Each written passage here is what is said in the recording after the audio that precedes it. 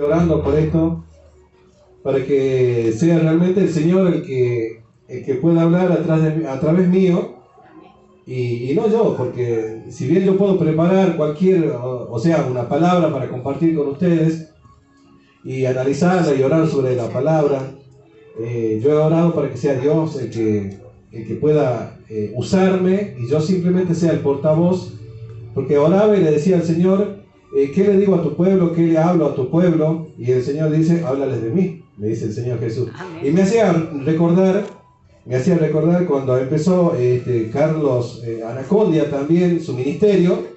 Era muy nuevito Carlos, tocayo. Era muy nuevito, entonces él estaba orando, Señor, pero ¿qué digo? Si entonces las multitudes estaban ahí, él no sabía qué hablar.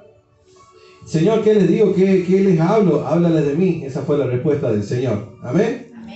Entonces oraba y decía, háblales de mí, háblales de mí. Entonces yo me dormí pensando en eso, háblales de mí. Me desperté con una palabra del Señor que me decía sesgo. Nunca la escuché. Decía sesgo. Y yo medio entre dormido decía, ¿qué será sesgo? Me dormí otra vez. Me volví a despertar y seguía la palabra sesgo, y no podía más ya, me tenía que despertar del todo y ver qué era sesgo. Me puse a buscar en el diccionario qué era sesgo y era algo sobre lo que justamente Dios quería hablar a su pueblo y quería compartir con todos ustedes en esta noche. Amén. Amén. Gloria a Dios. Amén. Un solo gloria a Dios. Gloria a Dios. Amén. Yo me llevo todo. Bueno, y el título de este mensaje es Atajos al cielo. ¿Qué dicen ustedes? ¿Habrá atajos para llegar al cielo? ¿Sí? Bueno, ya vamos a ver si hay atajos para llegar al cielo. Yo creo que no. Vamos a ver qué es lo que dice el Señor.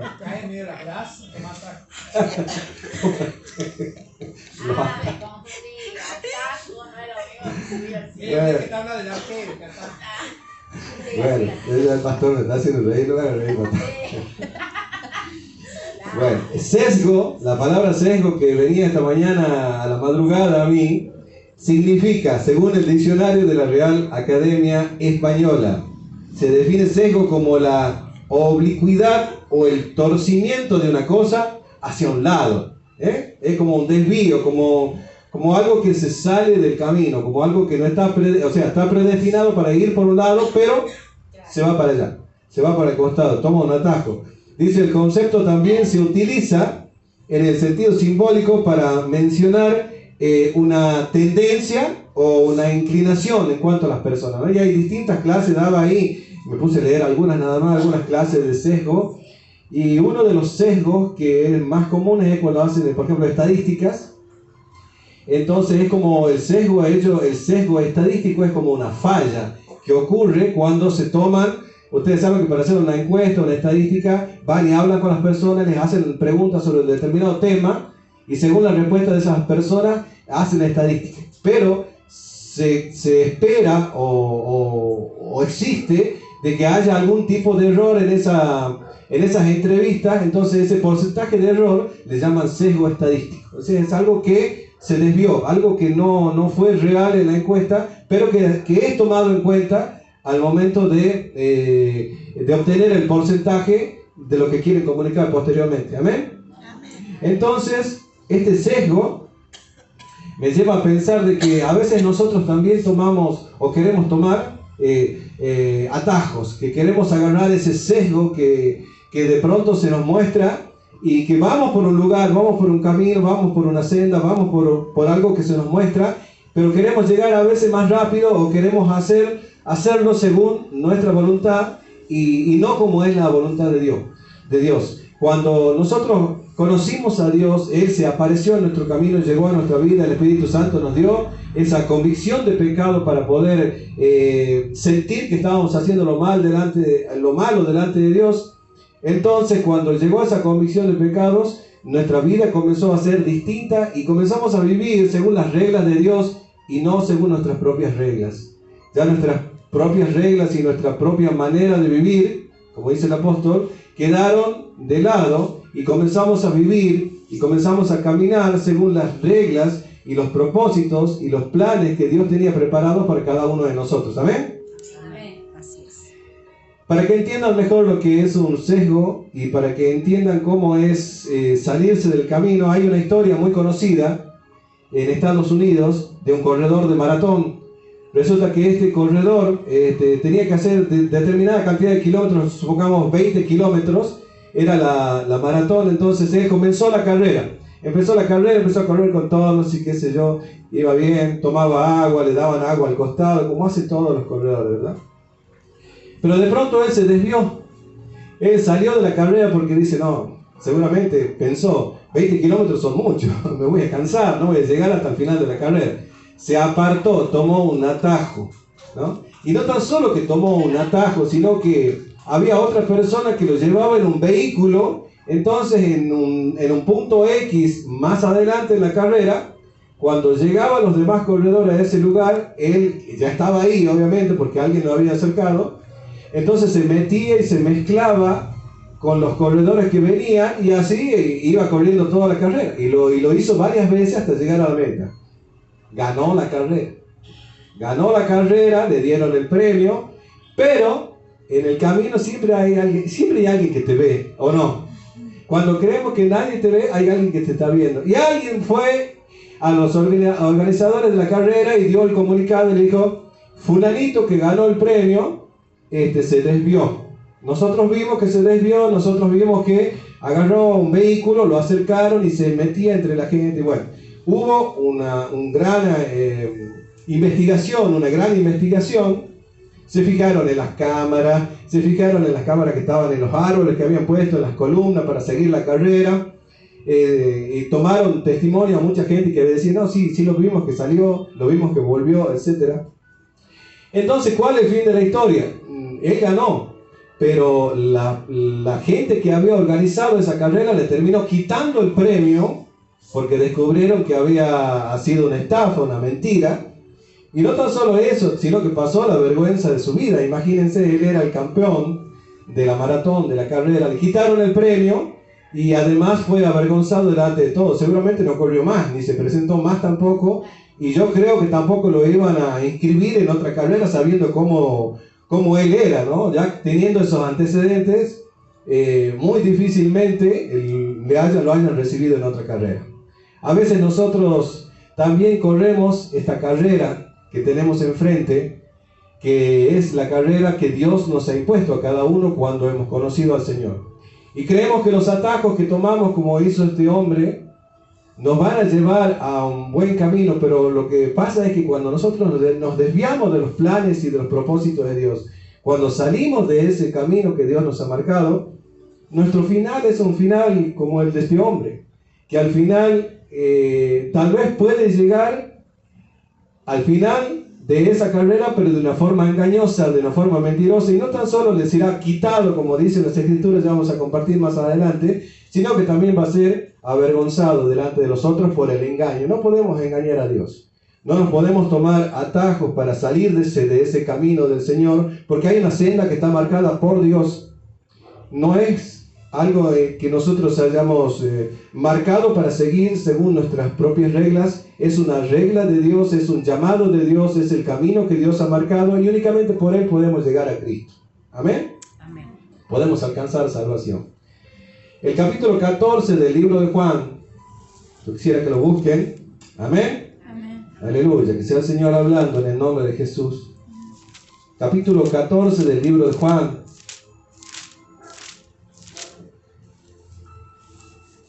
El Señor estaba hablando con los discípulos y tiene un diálogo muy interesante con los discípulos. Y desde el versículo 1 en adelante dice, no se turbe el corazón de ustedes, creen en Dios, crean también en mí. ¿Amén? Y les empieza a contar, y les empieza a decir lo que se viene, lo que Él va a hacer, lo que Él hará. Dice, en la casa de mi Padre muchas moradas hay. Si así no fuera, yo les hubiera dicho. Pero voy, dice, a prepararles lugar para ustedes. Y si me voy, y si me fuere, y preparar ese lugar, vendré otra vez, y los tomaré a mí mismo, para que donde yo estoy, también ustedes estén. Y aquí me gusta este versículo que está en el 4, el versículo número 4, dice, y ustedes saben a dónde voy y saben el camino. Él ya daba por hecho de que los discípulos conocían, ya habían estado con él mucho tiempo, muchos años. Entonces él entendía que ya debían conocer hacia dónde iba, cuando se iba, y cuál era el camino. Entonces Tomás dijo, Señor, no sabemos a dónde vas, ¿cómo pues podemos saber el camino? Entonces Jesús le dijo, yo soy el camino y la verdad y la vida, y nadie viene al Padre sino por mí. Me gustan estas palabras porque dice nadie va al Padre. No dice nadie va al Padre, dice nadie viene. Es decir, donde Cristo estaba, donde Jesús estaba, también estaba el Padre, en el mismo lugar. Para llegar al Padre, el camino es Cristo. Y no hay otro camino, no hay caminos alternativos, no hay atajos para llegar al cielo. ¿Amén? Amén. Únicamente es a través de Cristo. Yo soy el camino, dice el Señor. Yo soy la verdad y yo soy la vida. Si me conocen, dice, también a mi Padre van a conocer, y desde ahora le conocen y lo han visto. Es decir, él mismo dice, yo soy el Padre, y estoy en el Padre, y el Padre en mí, y yo soy el camino para llegar al Padre. No hay otra forma, no hay otro modo, no hay caminos alternativos, no hay caminos paralelos. Porque si realmente hubiese habido un camino alternativo para que nuestro Señor, para que nosotros alcancemos salvación, mejor dicho, ¿ustedes creen que el Padre hubiese mandado al Hijo a sacrificarse si hubiese habido otro camino, si hubiese habido otra forma de ser perdonado, de llegar al Padre? Obviamente que no. No hubiese mandado a su Hijo a que sea muerto justamente y sufrido ahí en esa cruz para que podamos llegar a Él si hubiese habido un camino alternativo, si hubiese habido un atajo, alguna forma de llegar. No hay. La única forma de llegar al Padre es a través del Hijo y del sacrificio del Hijo. Por eso Él nos ha dado esa fe en la que nosotros podemos aferrarnos y poder llegar al Padre por ese único camino que es el Señor Jesucristo. ¿Amén? Amén. Entonces, yo veo de pronto que la gente está transitando por el camino del Señor y se desvía de a una se va desviando y de a una se va apartando, y aún así, en ese desvío piensan, no sé por qué razón, piensan que según sus propias creencias, que haciendo eso, desviándose del camino, aún así van a alcanzar la salvación prometida por el único camino que es el Señor. Bueno, la respuesta es no. Cuando nos desviamos del camino, cuando nos apartamos de los planes y propósitos de Dios, también nos alejamos de esa cobertura que Dios tiene para cada uno de nosotros. También estamos fuera de esa voluntad de Dios. También estamos fuera de esa protección de Dios, porque de alguna manera aquellos que se desvían, de aquellos que se van, aquellos que son que agarran ese sesgo en el camino, terminan yéndose y apartándose de los propósitos de Dios. Por lo tanto, si persisten en ese error, en ese sesgo, si persisten y endurecen su corazón, Dios los termina soltando. Ya hablamos de eso la otra vez.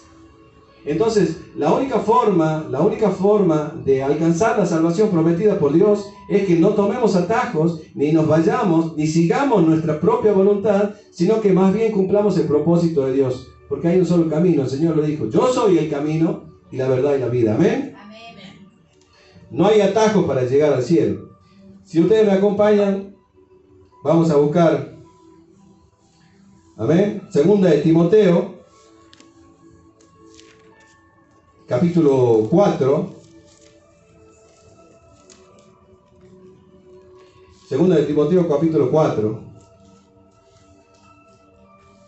Y hay un diálogo muy interesante y muy profundo entre el apóstol Pablo y Timoteo, desde el versículo 1 en adelante, y dice: te encarezco delante de Dios, le dice Pablo, y del Señor Jesucristo, que juzgará a los vivos y a los muertos en su manifestación y en su reino, que prediques. Miren ustedes, ¿no?, lo que le dice Pablo a Timoteo: te encarezco delante de Dios y del Señor que prediques la palabra, que instes a tiempo y fuera de tiempo, que redarguyas, que reprendas y que exhortes con toda paciencia y con la doctrina.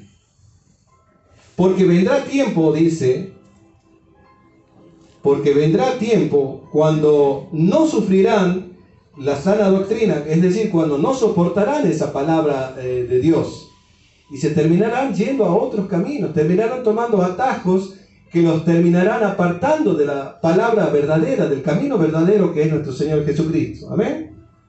Dice, sino que teniendo comezón de oír, es decir, van a querer escuchar, van a querer oír, pero cuando se los confronte con el pecado, cuando se les diga hay un solo camino verdadero, cuando se les marque el error para que puedan cambiar, porque cuando alguien le marca el error a una persona es para que pueda cambiar y para que proceda a arrepentimiento y pueda darse cuenta que está en un camino errado.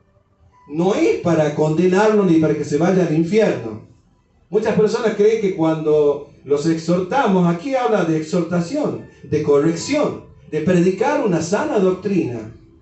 Muchas personas cuando los exhortamos o les hablamos de esa palabra de verdad, cuando les decimos que Dios no habita donde no hay pecado, esa persona termina enojándose muchas veces y termina yéndose y termina odiándote.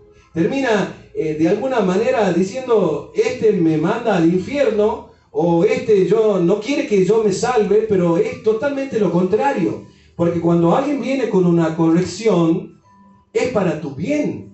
Es para que te vuelvas de ese camino, de esa equivocación, para que te vuelvas de ese atajo que estás tomando, para que te vuelvas de ese sesgo, de ese desvío, de esa inclinación hacia un lado que estás haciendo en este momento, para que vuelvas al camino angosto que te ha sido marcado por el Señor. Esa es la intención de la corrección. Y Pablo le dice, te ruego encarecidamente que prediques esa palabra, la de la sana doctrina. Seguramente Pablo y Timoteo y todos los demás, incluso nosotros mismos, vamos a tener mucha gente en contra cuando se escuche hablar de pecado, cuando se escuche hablar de cosas malas, cuando se escuche hablar de caminos que no son alternativos y un montón de cosas más. Porque cuando se predica la verdad, aquella gente que no quiere oír la verdad, que no quiere sufrir la verdad, que no quiere soportar la verdad, termina yéndose, termina alejándose y termina apartándose. Y no estoy hablando precisamente de esta iglesia, sino de la iglesia en general. He visto iglesias con mucha gente que cuando se les comenzó a predicar la verdad de la sana doctrina que viene de parte de Dios, se terminaron yendo la mayoría. Porque no soportan, no están dispuestos a sufrir esa palabra. Es decir, no están dispuestos a sacrificarse por esa palabra. No están dispuestos a renunciar a los placeres y a las cosas de la carne y a las tentaciones. No están dispuestas a dejarlas porque creen que en eso van a encontrar lo que están buscando y en realidad son corazones vacíos que nunca conocieron a Cristo. Porque lo que Cristo ofrece es llenar tu corazón y tu vida. Amén. Te ofrece un camino mejor siempre. La alternativa que te da Cristo es en realidad la única salida que tenés. Porque la gente habla mucho del libre albedrío, pero en realidad, hasta que Cristo se presenta en una vida, no hay libre albedrío. Es una jaula, aunque sea de oro, pero sigue siendo jaula. Es una prisión. Cuando hay libre albedrío, de verdad es cuando Cristo está y se pone en el medio y dice, yo soy el camino. Y podemos elegir ese camino y podemos transitar ese camino y esforzarnos en ese camino y soportar y sufrir esa sana doctrina que viene en el camino que Cristo ha marcado. No en el camino donde nosotros queremos hacer nuestra propia voluntad, sino en el camino donde Dios me dice, este es el camino donde vas a alcanzar salvación. Yo sé que es duro, porque yo mismo lo viví. Yo sé que es duro poder dejar aquello a lo que estás acostumbrado, a lo que quieres hacer, a lo que tu carne te llama, a lo que tus deseos te dicen. Es duro renunciar a eso, pero hay algo mejor que Dios nos ofrece, y es un camino de salvación y de vida eterna. Amén. Porque ¿de qué gano yo de pronto con hacer lo que yo quiera hacer aquí en la tierra, si en mi final y el final de mi carrera, el final de mi camino va a ser de destrucción y de muerte eterna? O sea, ¿qué he ganado yo con querer conservar las cosas de este mundo cuando me estoy perdiendo todas las bendiciones que Dios me promete allá en el cielo? No he ganado nada. Simplemente me he dejado llevar por mis deseos y he terminado perdiendo lo único que Dios me daba y que era valeroso para mí, que es el camino de la verdad y de la vida y de la salvación eterna. Y no hay otro. Y no hay otra forma. Por eso es de sabios poder renunciar y decir no a aquello que yo sé que me va a terminar haciendo daño, aunque por ahora parezca que no me hace daño, al final de la carrera me va a terminar haciendo daño porque va a ser un camino de destrucción y de muerte. En cambio, la alternativa que Dios me da, donde me dice, seguí este camino, donde me dice, usa ahora el libre albedrío porque ya no estás en esa prisión, ahora sí realmente sos libre, es para que yo pueda seguir ese camino que Cristo me ha marcado. Amén. Amén. Amén. Miren lo que dice acá en el versículo 5, en el versículo 3, perdón. Porque vendrá tiempo cuando sufrirán, dice, no sufrirán la sana doctrina, sino que teniendo la comezón de oír, se amontonarán maestros. Miren ustedes lo que dice. Se amontonarán maestros conforme a sus propias concupiscencias, es decir, a su naturaleza pecaminosa. Van a terminar escuchando, van a terminar yendo a los lugares donde el que les predica está conforme a sus concupiscencias. Es decir, van a ir a los lugares a escuchar lo que quieren escuchar y se van a congregar en lugares donde les van a decir tal y tal cosa, pero que están lejos de la doctrina que ha sido marcada por Dios como verdad. Van a ir a los lugares donde sean permisivos, van a ir a los lugares donde les prometan el oro, donde les prometan la sanidad, cuando lo más importante para cada uno de nosotros es alcanzar esa salvación que Dios ha prometido. Amén. Entonces tenemos que estar atentos para no dejarnos desviar del camino, para no salir del camino, para que la comezón que tenemos sea para seguir el camino de Cristo y no para escuchar a aquellos que se van a amontonar predicándonos lo que queremos escuchar. Porque si seguimos ese camino del cual nosotros queremos escuchar, ustedes saben que nada bueno puede salir de nosotros. Ya lo hemos comprobado. Yo lo he comprobado millones de veces. Millones de veces. Cuando he querido hacer mi voluntad, cuando yo he querido sostenerme, cuando yo he querido hacer lo que yo quería hacer, he terminado de una forma desastrosa. Porque nada bueno sale de alguien que se suelta de la mano de Dios o que pretende hacer lo que quiere hacer fuera de la voluntad de Dios. Aquí tengo yo un testigo. Él conoce mi vida. Y sabe que cuando yo he querido desviarme, no me ha ido bien. Pero cuando he vuelto, el Señor me ha exaltado. Amén. Cuando yo he vuelto, y he vuelto porque Él me ha traído, porque Él en ese momento que yo estaba ahí y que quería irme por el sesgo, Él me tocó y no me gustó. No me gustó y no te va a gustar. Porque cuando Dios te toma como hijo, Él va a usar todo lo que está al alcance de su mano para hacerte volver, sea lo que sea. Enfermedad, angustia, separación, dolor, rechazo, te vas a quedar solo. Yo me quedé solo,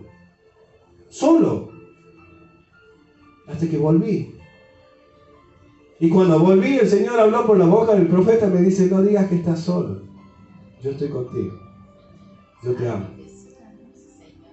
Díganme si no es lindo saber que Dios, aún en el peor momento de tu vida, nunca te soltó de la mano, nunca te abandonó. Amén. El martes es un acontecimiento muy importante para mí, porque es algo que siempre he anhelado con el corazón, aunque nunca se lo he reclamado a Dios, jamás. Dios sabe que digo la verdad. Pero veía cómo detrás mío, el que estaba a 2 kilómetros, después pasaba adelante. Nunca le reclamé a Dios. Yo seguí perseverando con mis errores, con mis aciertos, pero seguí en ese camino que el Señor me marcó. Y cuando yo me quise desviar por mi propia voluntad, Él me trajo de nuevo. Y cuando yo me quise desviar otra vez, y me volvió a traer de nuevo. Un consejo: no se desvíen, porque no le va a gustar. No le va a gustar porque el Señor, como les dije anteriormente, va a hacer lo que tenga que hacer, aunque me duela.